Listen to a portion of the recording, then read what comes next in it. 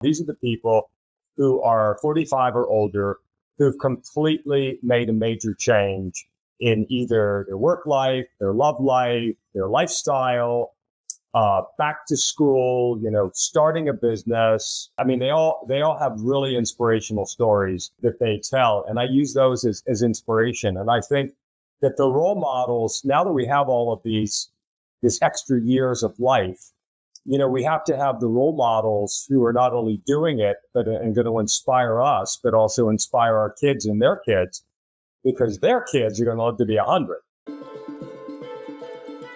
Men are being lied to. You're told midlife is a time for crisis and struggle. In reality, it's a time to thrive. Welcome to the Midlife Male podcast, a show that stops focusing on the why and shows you how to start living life on your terms. Because your best days are still ahead. Welcome to the Midlife Male podcast. I am your host, Greg Scheinman. This week, Michael Clinton joins me on the show. Michael is the former president and publisher of Hearst Magazines, author of Roar, the best-selling book to help those in midlife roar into their second stage. He's also the founder of Roar Forward, which is a membership and business intelligence platform for the new 50-plus demographic. Why did I want Michael on the show? I wanted Michael on the show because I wanted to talk about how to embrace the middle phase of life and recognize the opportunities for growth and fulfillment that exist. How do we take that first step towards reimagining our lives and pursue those passions and purpose that we have? And how do we practice this concept of life layering that Michael talks about in his book by adding new interests and hobbies without giving up or ignoring our existing obligations and responsibilities? And how do we embrace this change and be open to new possibilities in the workforce? And why right now, we both see it this way, is the greatest time in the history of the workforce for middle-aged men. We went into all this, and Michael is this unassuming adventurer, entrepreneur, photographer, just a super, super really cool, deep guy. I wanted him on the show for a while. He shares his personal journey and the various epiphanies that he has had along the way. And it was a really fun and great conversation. And I'm looking forward to you guys listening to it right here, right now on the Midlife Male podcast. Sisu saunas. I am in my Sisu sauna pretty much every day of the week. I have the 2-person Eddy barrel model. They make multiple sizes. Whichever Sisu sauna you go with, rest assured you are getting a quality product, a quality build, and quality performance. Cardiovascular health, autoimmune chronic pain and fatigue conditions, mental health, exercise performance and metabolism, detoxification. Those are 5 of the reasons I am in my Sisu sauna. And they work because when I get out of my Sisu sauna, I simply feel better, happier, and healthier. And you can too. Just go to sisulifestyle.com, use promo code MidlifeMale, and you'll save on your own Sisu sauna. All right, let's talk about the plunge. I love my plunge. This is a high quality, great looking, high performance cold plunge. It uses powerful cooling, filtration, and sanitation to give you a perfectly chilled, clean water experience with no ice needed. And look, I don't know who's going to tell you that they love sitting in freezing cold water. I'm not going to tell you that. But what I can tell you is that I love how I feel when I get out of sitting in cold water. So much so that it has become a daily habit. The plunge is the best product that I have found out there for this experience. It is easy. You flip the lid. There is no ice needed. The chiller keeps the water set to exactly what temperature you want it at. I've had mine for years, and it is extremely low maintenance. If you are looking to maximize middle age, if you are looking to bring cold therapy into your life, and you should be, go get a plunge. Go to plunge.com, and when you're there, use promo code MidlifeMale and save. Hey guys, Greg Scheinman here. It is another week. It is another episode of the Midlife Male podcast. I am very excited to welcome to the show today, Michael Clinton. Michael, thanks for being here. Greg, great to be with you. Really terrific. I loved your book. Thank you so much. I love yours as well, and we're going to dive into that deeply this week. And I'm excited to have you here. It's been a while. I've been following you personally and professionally for a while, and you are a hard man to pin down. Yeah. With all of your travel, with all of your adventures, everywhere that you are speaking and talking and promoting this notion of roaring really into your second phase of life. If we could, I'd like to kind of understand and learn and let people in a little bit about the starting point, call it a tipping point or call it an epiphany. Yeah. I had my moment. A lot of men have theirs. And what was yours? Yeah, great question. I think I would start, I was the president of a magazine company in New York City with about 25 magazines. Everything from, Esquire, Car and Driver, Runner's World. We had big magazines like Oprah and Good Housekeeping and Harper's Bazaar, Elle, HGTV, Food Network. I could go on and on. I had a fantastic career in the magazine business. And it was, I was the chairman of the Magazine Publishers of America. I'd really gotten to the top of my game, and I was kind of ready to do my next thing. And I started looking around, and I started reading things and talking to people. And this very weird vibe was coming through that you're supposed to start winding down. Like you're supposed to chill out, move to Florida, play golf. I don't play golf, just for the record, and all these kinds of things. And I'm like, wait a minute, this is not what I want to do. I want to do, a lot more. I got a lot on my list. And then as I was scratching it some more, I began to see that, our life expectancies today is if you're healthy and 60, you're going to live to be 90 or 100. That's, 30, 40 years of living, which, our parents, our grandparents didn't have. I mean, just, 100 years ago, the life expectancy was 62. So, you pretty much wrapped up a career and then you were dead, in a couple of years. So I'm like, wait a minute, if I'm going to live to be 90, I got a hell of a lot more stuff I got to do. So that was my epiphany moment that I had, 30 more years to live.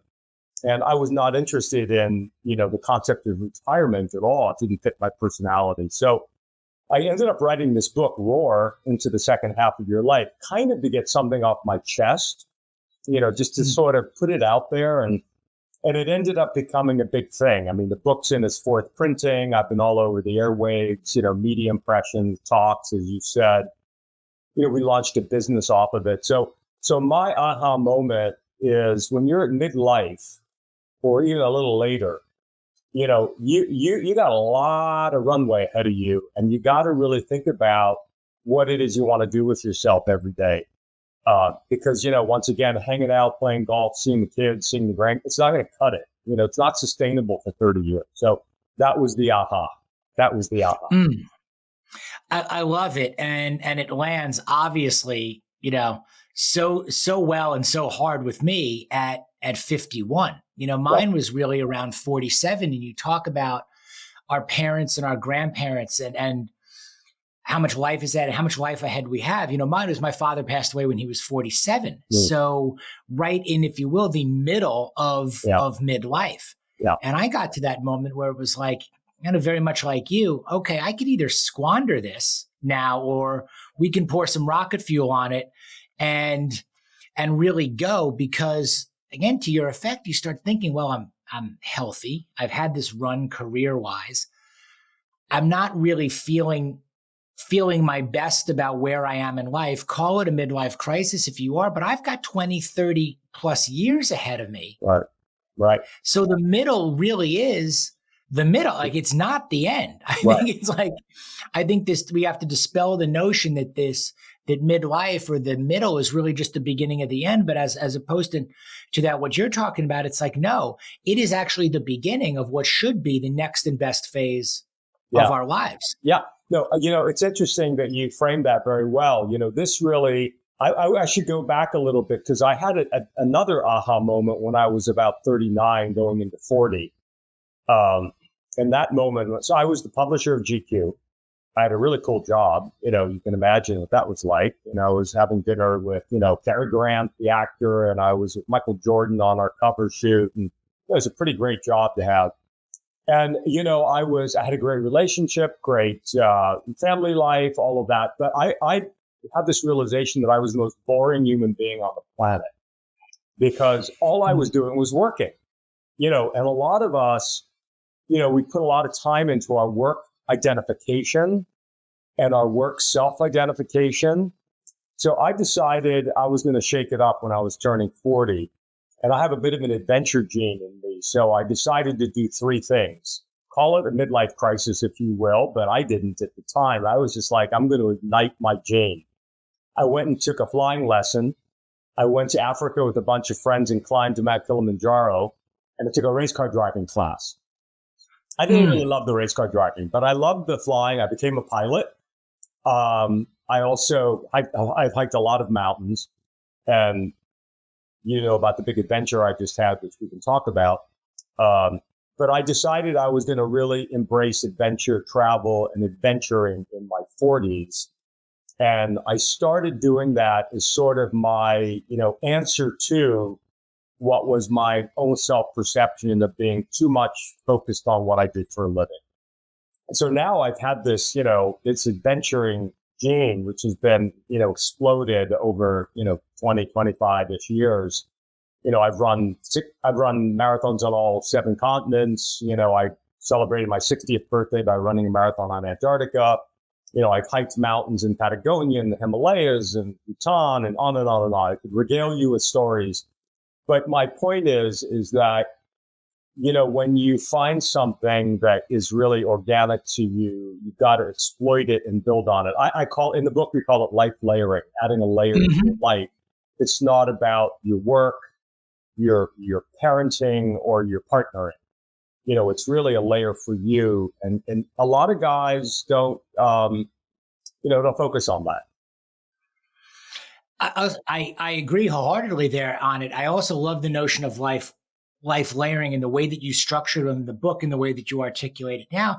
I also think what comes across, and you're this kind of also unassuming adventurer. Yeah. Well, in this way that, okay, chairman of a media company and all these life experiences and a writer and author. And then you dig deep and you go, oh, wow, this guy's got real balls, if I can say. You are really doing some exceptional and really scary stuff out there. When you decided to do this, and where I'm going with this, it's twofold. It's one, it's amazing that you set out to do these things, you achieved them, you went out and did them. I don't always think to everybody that things have to be so extreme, but I think they can be examples of what is possible for you and what is probable for you to do and where you are in life, your degree of risk, adventure, travel, so on and so forth. But the real point is get out there and do things, try new things, challenge yourself, make that list, whatever that list looks like for you. But when you decided to do this, you didn't just up and quit your job, but I'm also curious how you kind of merged this new mindset personally and professionally. And then also I've come home and told my wife some stuff and be like, hey, here's where I'm going. Here's what I want to do. And also how do we navigate that at home? Because I also think a lot of men, we're all changing, especially in middle age. And what I mean by that is you're making these changes, you want to try different things and you bring it home and it's very different, it seems like, from who you've been and who you are there. So I'd love for you to walk me through some of that. Yeah, well, I call that the big negotiation because, I think that, your wife, your partner, your girlfriend, or your boyfriend, the people who are partners, they have their things that they want to do too, right? So I think especially when you get to midlife, you've been, let's say you got married in your 20s, you have a relationship now for 20, 25 years. If you had kids early, the kids are kind of on the cusp of heading out. And so you've got that empty nest thing that's sort of brewing. That's a big wake up moment for people in midlife, because all of a sudden they're like, oh, I'm going to have more time. Oh, I'm not going to have to spend every weekend with the kids at the ball game and at, wrestling matches or football practice or whatever the case may be. So I think really spending the time to think about how you want to spend your time in the negotiating that. I had a great example of a friend. Actually, I read about him in the book. He was on Wall Street, very successful. His wife worked, had a couple kids, but he was miserable. And around 47, he said to his wife, I want to quit my job. I want to go back to school. I want to get a degree, an advanced degree. He had an MBA already. I want to get a degree in education, and I want to go teach math in the inner city schools. And she's like, what? He's like, no, this is what I want to do. I need to do this. I want to do this. And, fortunately, it was a 2-income family. So she was able to sort of give him the sign off to go do it. And he did it. And he's doing that now. And that's his life's work. So it's first of all, you've got to communicate with your partner what your passion is and what you really want to do. If you're going to go spend a month trekking somewhere in the Himalayas, you better have a really good reason why you want to go do that. And you got to get the permission. So it's a negotiation, and you got to give a quid pro quo in return. I have a friend who took a motorcycle trip across the country with a bunch of friends, bunch of buddies. And, his wife knew how important that was to him. So she, gave the sign off, but he had to give the big payback the next year when she was off doing something she wanted to do. I think it's a really good point in that obviously relationships evolve, people grow, people evolve. I think there's this notion of kind of reinvention that you hear a lot of in middle age. And I also talk a lot about release. I think there's differences. I think there are men and women too, but there are guys that want to reinvent themselves in middle age. They've reached a point where they go, okay, I want to teach school in the inner cities, or I want to become a songwriter now, or I've done magazines for 30 years and all this, and are even around the most interesting people in the world, and I feel boring. And everybody looking in from the outside thinks I must be exciting and interesting and passionate. There's always something that we're not seeing. And then I think there are other men, and I say this about myself a lot, where it wasn't so much about reinvention as it was about release and saying, okay, I've always been this guy. I just haven't really had the opportunity to let him out. We get on these paths, right? School, marriage, career, all this. And the next thing you know, we wake up 15, 20 years down the road and go, was your path linear like that too? Like, was what you did what you always wanted to do? Well, it was, I came from a poor working class family in Pittsburgh, Pennsylvania. So my father was a laborer. My mother was a homemaker. They had 6 kids. The people in the neighborhood, out of high school, they went and worked in the steel mills. That was the social path in working class Pittsburgh. This was before the steel mills, collapsed. But, I went to a high school, like there were 350 people, and I think eight or nine of us went to college. So it was I had a very sort of counterintuitive approach to life early on. I was the first one in my family history to go to college, so that was another story. But, when you go on that path early and you decide you're going to be counterintuitive to the programming around you, it sets you off on a journey that you're finding your own way. And I use that as an example because that can also happen at 40 or 50 or 60 when you're locked into patterns that you may have because you either followed the social path or had an iconoclastic path. But I spent so much time talking to guys who were 50 who, got married when they were 24, had the kids, they're miserable. Because they've had discoveries about who they are and what they want to be and what they want to do. And, they have the big debate as to should I light that fire or not, right? And so I was lucky in that early in, I sort of got the skill set to say, if I'm going to go off and do this, I showed up in New York City with a college degree and $60 in my pocket and a couch to sleep on for 2 months, no contacts, nobody who was going to help me, mentor me, get me a job. And I just kind of scratched my way in. So I think I had some early good lessons that we take it upon ourselves to make the decisions that we want to make and work for us. But you can apply that at any age. You can apply that at any age. I think that's such a good point, is that the skills that got us where we are, and we may not be where we want to be. Right. But a lot of the men that I hear from and the men that even I work with and that have been reached out, by all metrics, are successful. Right. And they've done a lot of things right. However, they get to a point where some may be somewhere between misery, mediocrity, maximization, whichever, somewhere along there. Now it's time to change. And I think so much of what you talk about and the way you live and lead by example is about what we were touching, that possibility that it's not too late to change, that the skills that got you to where you are may not be exactly where you want to go, but you can still apply them. You can still scratch your way into different things. Absolutely. You can still make new commitments. Absolutely. You can even create new obligations for yourself. They don't have to be the norm. Like, I don't play golf either. I think it's in there, but I don't think it's wrong either. But I think that if you want to play golf, great. If that makes you happy, wonderful. If you want to go hike a mountain and that makes you happy, go do this. The point is, neither will be empty.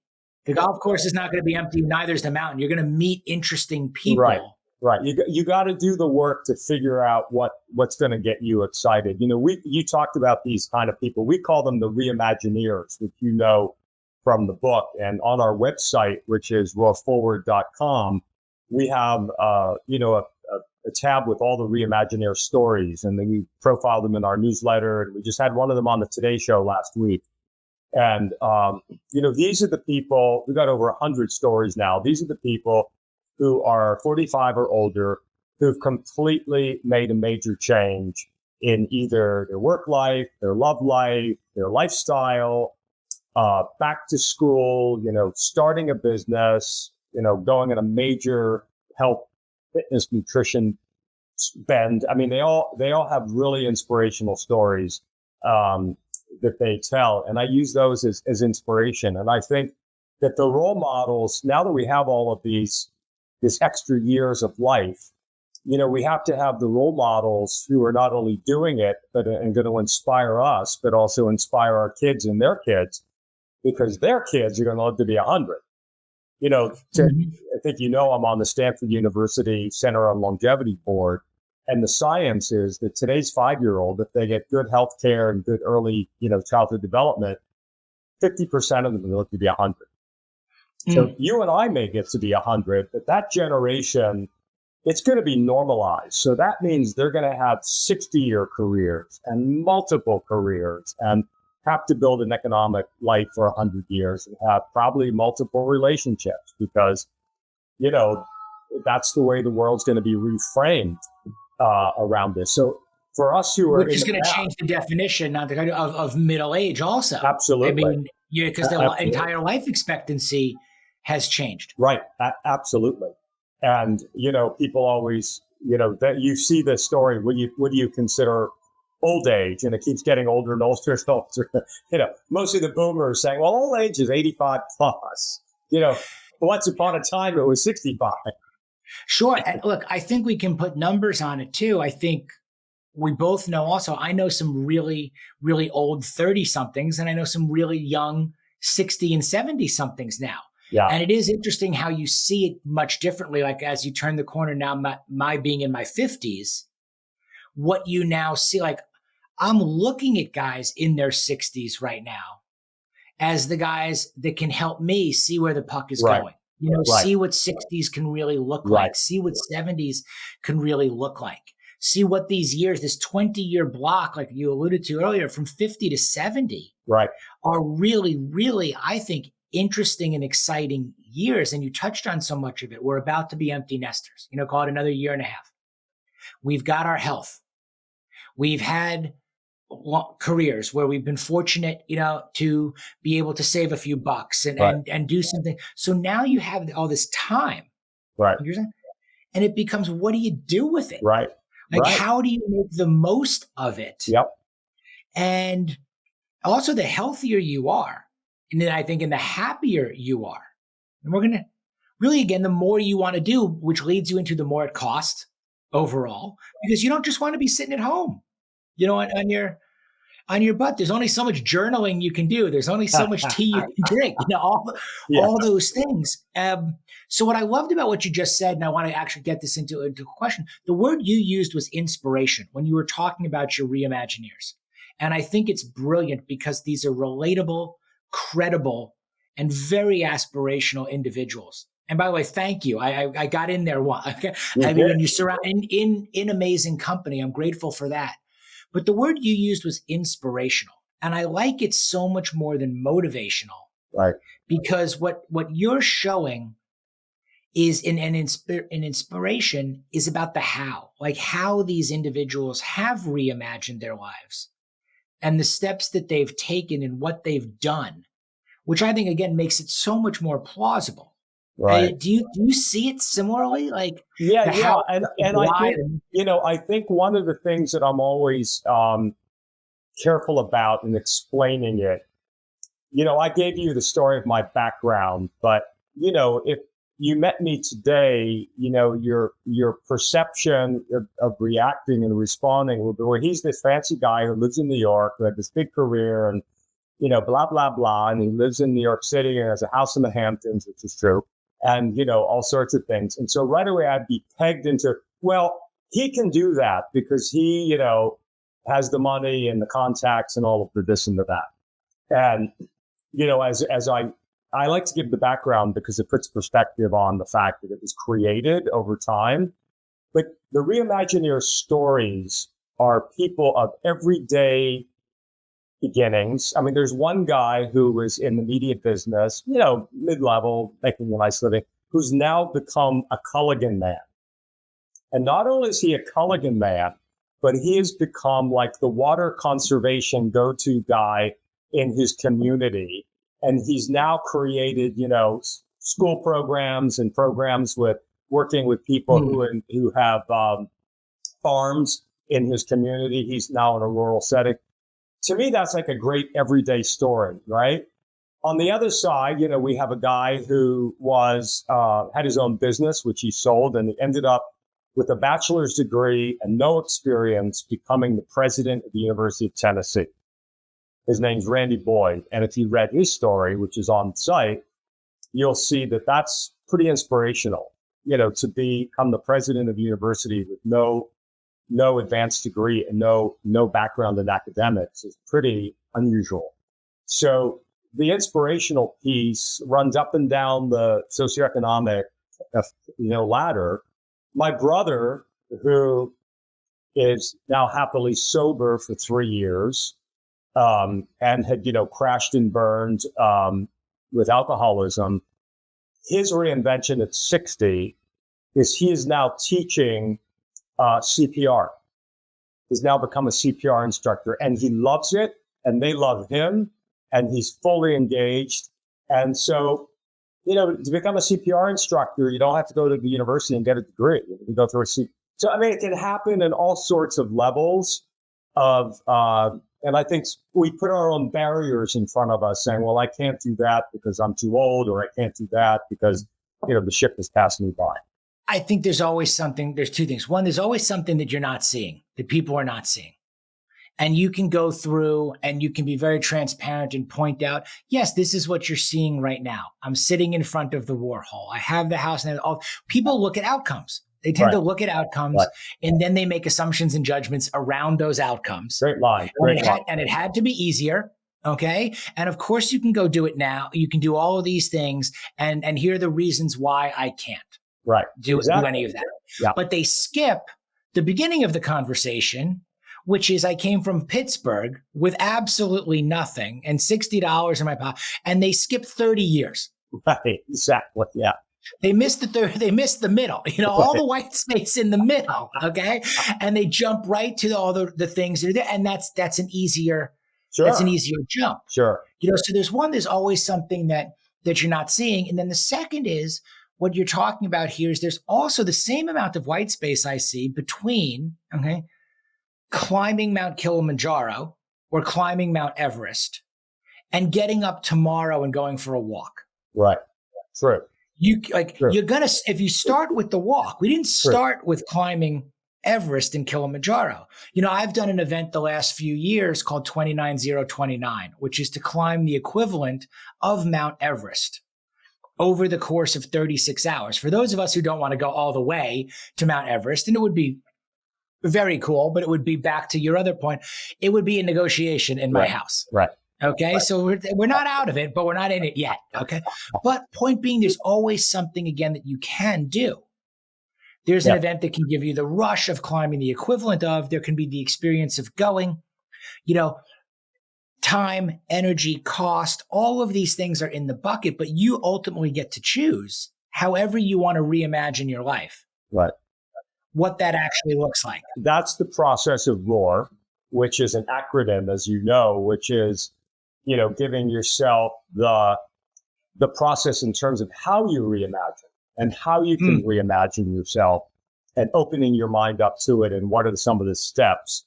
The O is the owning it. And I want to come back to that because you touched on something earlier.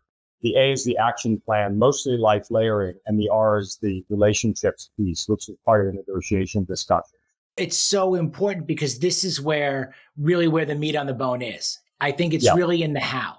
It's in the how, it's in the operations, it's in the action steps, it's in the measurable and quantifiable, which is what hangs so many people up. Well, I think that you have to have the balls to be able to stick your neck out, so to speak, or maybe something else out, because I'll give you an example. So, all these travels that I did, and I've been a big adventure traveler, I was always playing with photography. I was always taking great photographs, and in my mind, they were great anyway. And I wasn't boring my friends with them. But one time when I was close to 50, a friend of mine who's an artist said to me, "You should have a show of your photography." I'm like, "That's crazy. I'm not, a good photographer." She convinced me to do it, and we had what is called a pop-up show. And I said, "I'll do it for a fundraiser. I'll raise the money and it'll go to the Starlight Foundation," which I was on that board, which is like Make-A-Wish for kids.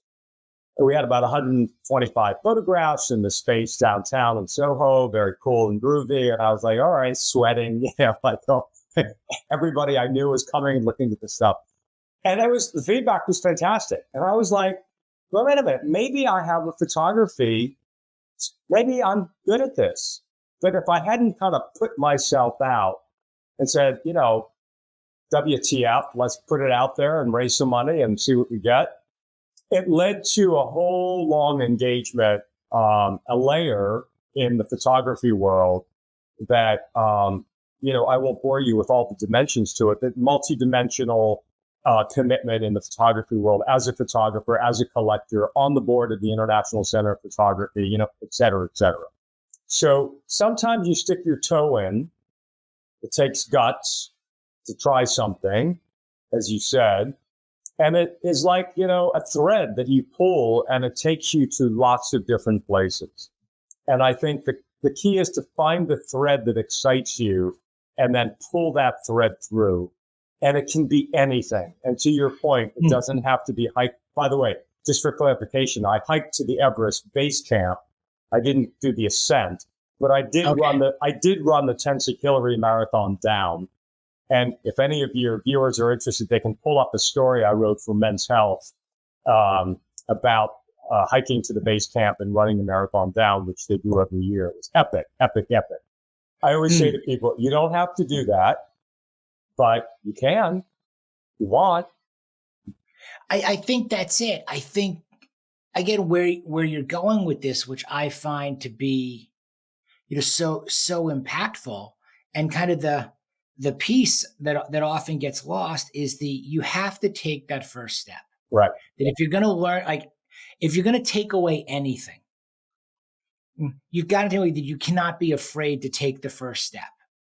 That you have to put yourself out there. If you have to learn any skill or exercise any muscle at all, it needs to be the one that allows you to try, that enables you to take the first step, because you can't get to any of the results unless you actually take the first step and then string a bunch of them together. I Right. say the actions you take, the choices you make, like the outcomes become inevitable if you're making the right decisions. If you're making the right choice and you start doing it. It's true. I mean, it's first you got to go through it in your head to say, I want to do it. And then by the time you make that first step, oftentimes you've already processed it a lot in your head. You've already gone through the process, and now you're going to make that first step into something. And a lot of people are always afraid, well, I'm going to fail, or I'm not going to like it, or I'm not going to, but you don't know until you know. And so, the first step is, you framed that beautifully. I always say that too. The first step leads to anywhere else you may want to go in your life. And you can apply that at any time in your life. Absolutely. I was just talking to Sunil Gupta before we had this conversation. Yeah. And he called it an ember. You're talking that you find the little, find the little ember, that gets you going, that lights you up, or that little thing that you want to do, or that even, it could be within your mundane job. It could be within your, but there's always a little something in there. And then you gotta fan that ember, you gotta turn it into some form of a flame for sustainability and for longevity. Right. And as you start to do that, again, now the vision becomes clear, or the outcome becomes it becomes reachable, in there. But it really is about the steps you take each and every day. True. That it's not tomorrow, I'm not declaring I'm climbing this or running this marathon, and then tomorrow I'm going out doing it. But I like what you said also about the preparation aspect. I said, okay, which is see what you want to do. You can visualize it, or you can find it, or you can commit to it, or you can interview 200 people and you find 200 different ways of doing things and you pick something. And then in some cases, like, pay for it. Like I've done this year in advance, commit to it, pay for it, put it on the calendar. Now start backing into what is it you need to do to be ready, to get there. Because the day's coming. Well, we have a whole toolkit, as you know, in the book Roar. And, one of my favorite tools, which we've been elaborated on outside the book, is this idea of going back to your younger self. So, all of a sudden you're 47, you're 50, you're 57, you're on a path, you've lived a life, your life took a turn, good, bad, and different. It doesn't matter. Your life this is where you are today. And so don't obsess about what was, obsess about what will be. And, the thing about the younger self is that we all left something on the shelf when we were 21, 22. We all wanted to do something. I always get in trouble when I do this, but I always use the example of, you wanted to be an anthropologist and your father talked you into being an accountant. And then I would get, well, I'm an accountant, I'm like, no, an accountant's a great profession. Don't get me wrong. But you didn't want to be an accountant. You wanted to be an anthropologist. So, okay, you're 50 years old and you've spent, 25 years as an accountant. And you're like, I really always wanted to be an anthropologist. Well, how do you pick up that thread at 50? And what do you do? Like, what can you do in that space? Go back. There's lots you can do in that space. I think it is. I think what you're hitting on also is that, listen, there's nothing wrong with being an accountant. There was nothing wrong with the insurance industry. I was in the insurance and risk management industry for almost 15 years after being in the film and entertainment and hospitality industries. And there's nothing wrong with the industry. The reality is it just wasn't right for me. Right. And I think in a lot of these instances, look, nothing wrong with being an accountant, nothing wrong with being an anthropologist. The real question is, what is right for you? Correct. And if you spend 20, 30 years of your life, or 5 or 10 or 15, being something that may not be the thing for you, the opportunity exists for you to find it. And I also think, again, that with men, even in particular, there seems to be this belief that it has to be all or nothing. Right. That I have to either leave this thing to be that, or do these things, that it's very black and white. Right. And I don't see it that way. And I love your take on it. I see it as listen, accounting may not be your thing. Anthropology might be your thing, to use your example. Doesn't mean you also necessarily have to, exit your accounting firm tomorrow, where you're a partner and You could take a course on anthropology. You could join a board. You could be active in a charity that has something to do with all different kinds of ways. And you say, seeing it through the eyes of a child. A lot of us have kids. Like, follow the advice you'd give your kids is something that I say all the time. Go take the class with your kids. Yeah. I mean, this is what life layering is all about. You're not supposed to give up your 3 Ps: parenting, profession, partner. Those are important. You're supposed to layer in new things. So, my life layering is, adventure traveling and adventuring, photography, and philanthropy. And none of those, I didn't leave my other Ps to explore those, right? I layered them into my life. And so that's the big difference. You don't have to give up one to necessarily. It's really about rounding yourself off as an interesting multidimensional person that is lots of. There it is. It's why I love the concept of life layering so well. I think it's for years, you see guys, they chase the salary and title. Yeah. I did. Again, you follow the path. We all did. It's all right. It's all great. That's what you're supposed to do. It's great. And it does. It works for a while. Yeah. It really does. And then you find 39, 40, 47, whatever the number might be, that again, it's not enough. Ain't bad. Had a lot of success. Really good. Okay. But it's not enough. And we want more. This notion of layering versus replacement in a way, or layering versus I have to stop this or give up this in order to get that, especially when you put it in context of those Ps, because the people in your life or the positions that you've got to are important. They have validity. Right. They have purpose. Yeah, There's a process there. There's ultimately been a payoff. Right. It's not, again, like, use it as a springboard, as a platform, I think. Right. I'm going to be stealing that line you just used about layering is not about replacing. That was very good. I like that. I haven't thought about that. But yeah. Listen, by the way, on the flip side, the other 3 Ps may, also be disintegrating. I mean, relationships end, marriages end. You have to be really candid with yourself. If your marriage or relationship is not going to be sustainable, that's a painful process. You may decide that, you were an accountant for 25 years and you want to transition. You may not be anthropology, but you want to transition into something else, and you're going to be on a 2-year plan to do that. You're stuck with the kids. I mean, the kids are yours forever. So there's not much you can do about it. But yeah. Very valid point. And you can take it, layering may not be about replacing all the time. Right. I think with all of this, I think part of the conversation that, again, is so interesting and where it can keep going on is because it's not all the time. Again, it's not one or the other. It may not mean replacing, but there's always maybe it does. Right. There are certain things that do require replacement. Right. There are things you will transition out of. Look, I stopped drinking. I don't say that I will never have another drink again. We're declaring that, but it has worked its way out of my life. And it worked its way out of its life because other things have entered my life that have become more important.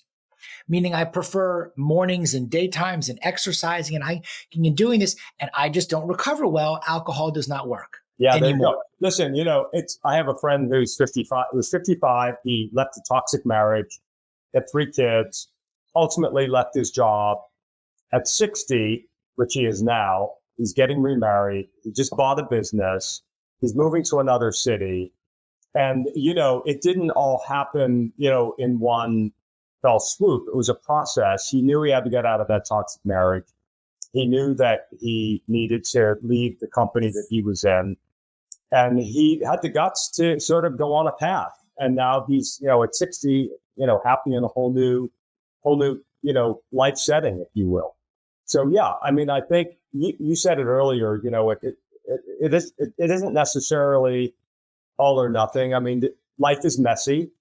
Life is messy, and you got to step out and do things that you may fail at, or you may decide was the wrong turn, and you course correct. But you got to do it. You got to do things.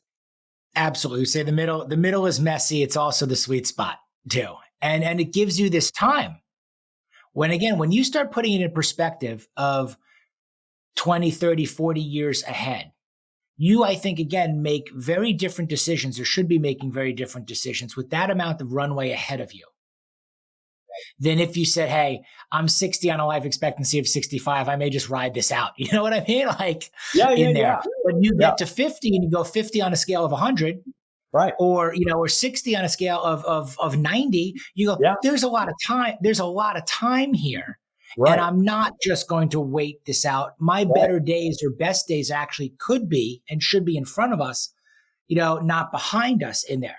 Changes the notion of how I think you consider some of these things and what you do. And I don't think, to wrap it up, I don't think there's one right or wrong way. No, there's your way. There's your way.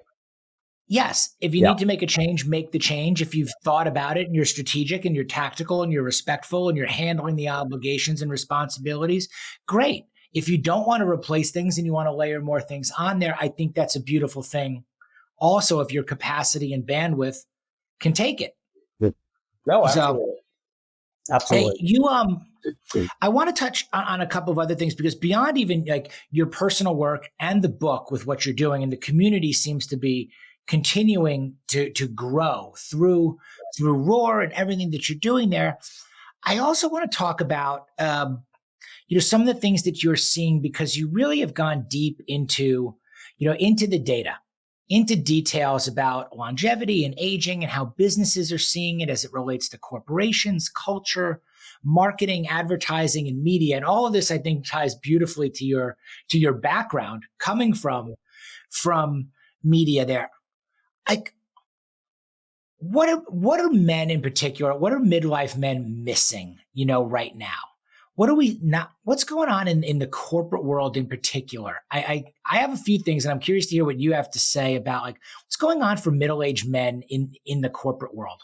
Well, I just wrote a piece about this very topic for Esquire, which, once again is posted on the website, and it was the seismic force that the American workplace is about to experience, and that is that, the whole business world was kind of constructed as someone starts approaching 60, you think about how you're going to push them out, how you're going to sort of off-ramp them. And the reality is it's going to lead to a huge talent drain, because every day, 10,000 people are turning 65 in this country. This is called peak 65 this year. More people will turn 65 this year than in the history of the world in America. And it will run that way for a number of years. There are 55 million people over 65 now, and there'll be 80 million by 2040. So it's going to be a daunting, idea. And businesses need to start saying, well, how do I retrain, retain, upskill, promote my 60 plus or my 55 plus year old? Right now, if you talk to any 55-year-old, they start getting sort of, a little paranoid that they're going to be pushed out. And oftentimes business does that. Well, progressive C-suite people are going to say, we got to figure out how to keep our people and grow them. And there's a beauty company called L'Oreal, which I'm sure you're familiar with. And globally, they have a commitment now called L'Oreal for All Generations. They have 13,000 people over 50 who work for them in the U.S., and they're committed to retraining, retaining, and upskilling them and promoting them. And in our next Roar report, which is our B2B data insights intelligence platform, we have a story about a 71-year-old woman at L'Oreal who's just promoted. So I think the business world's going to go through a big disruption. The people are going to require and demand it as well, because people are going to say, I'm not, so interested in checking out so quickly. And I want to learn more about AI, and I want to learn about more of this and that.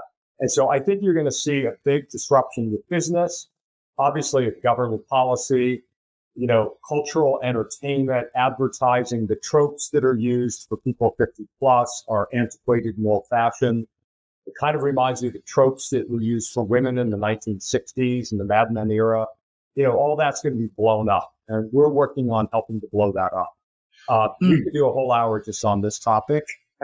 Yeah, naturally, because it again gets down that path. Because I've felt like for the last few years in particular that there's never been a greater opportunity in the workforce than there is right now for middle-aged men. Yeah, right. And I believe it, I'm sure for women as well, but staying kind of into the male demographic is right where I was right smack in the middle of it. But to your point, I feel like there is a demographic, even a younger demographic, that is everyone's chasing, whether it's entrepreneurship or they're chasing all of this. And there's not that kind of, even my boys who are 20 and 17 are not thinking in the same way that we were taught or the way that we were thinking coming up about going to school, coming out of school, getting a job with this type of company or this type of firm, working your way up. The path which a lot of us have gone through, which has led us to a midlife crisis, ironically enough, by following, is not the path that our kids are following. Right.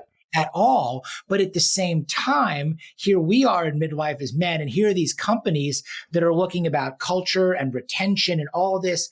And the gap that's there is that the viable workforce, you've got these incredibly qualified, middle-aged men who may want to be making a change or a transition or reimagine themselves. They have work ethic, they have intelligence, they've got 20, 30, 40 years, maybe Right. even ahead of them. Right. If they've been taking care of themselves, they're trainable, coachable, all of it. Yes. Put them on the bus, put them on the team. That's right. Don't throw them out the door. And I also thought, if you're looking to make a change right now, it seems to me, again, like that change doesn't necessarily have to be, I have to leave this job and become an entrepreneur, or I'm being put. There should be other companies, I would think, who are welcoming individuals to make changes at this stage with open arms and going, I can get this guy for 20 more years, like on the cheap, almost like an athlete. Like I can. This is happening in law firms and in accounting firms because, many of them have required retirement age at 60, 62. And these guys are getting pushed out because of the company bylaws. And they're going to work for other companies for 10, 15 years, bringing all their skill set and all their knowledge and all their experience. And I want to say to these top accounting firms, are you seeing what's happening? Why aren't you keeping these people on payroll? Because they've got they're your walking IP. Right. You don't want them as competition. Right. Maybe you should be focusing on changing your bylaws a little bit. I remember having a conversation with Chip Conley. I think I know Chip. I know Chip. I had a conversation with Chip, and I was fortunate to have him on the podcast. I spent a week down at Modern Elder. Oh, you did? Good. Yeah, his academy, which was wonderful. But he was telling the story of how he got the term Modern Elder in the name. I know it well. Yes. And it also landed with me that what an opportunity to mentor, to advise, to be part of forward-thinking new companies, organizations, and be able to add so much value from the experience that you had to those type of open-minded entrepreneurial visionaries who are willing to have those people on their team as well. The template for that is in France, where 47 CEOs have signed a charter to agree to do exactly what you just said.